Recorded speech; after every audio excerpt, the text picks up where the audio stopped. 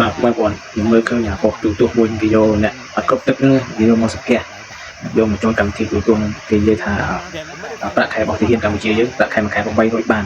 800បាតហ្នឹងបើគិតទៅវាស្មើនឹង80000អញ្ចឹងណា80000ខ្មែរគឺ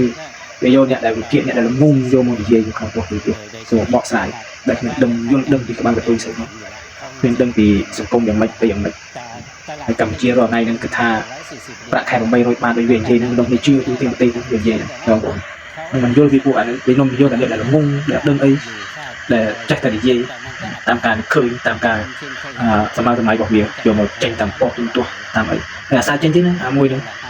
អាសាចេញចឹងអាគ្រប់ប៉ុសដែរហើយនឹងឃើញវាហួសចិត្តថាទាហានកម្ពុជាយើងប្រាក់ខែហ្នឹងវាស្មើនឹង1បាត300បាត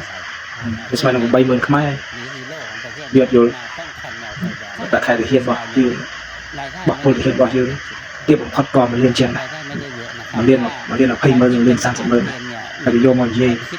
ដោយនឹងមើលមានការយល់ដឹងមានការចេះវាឃើញតាមការនិយាយ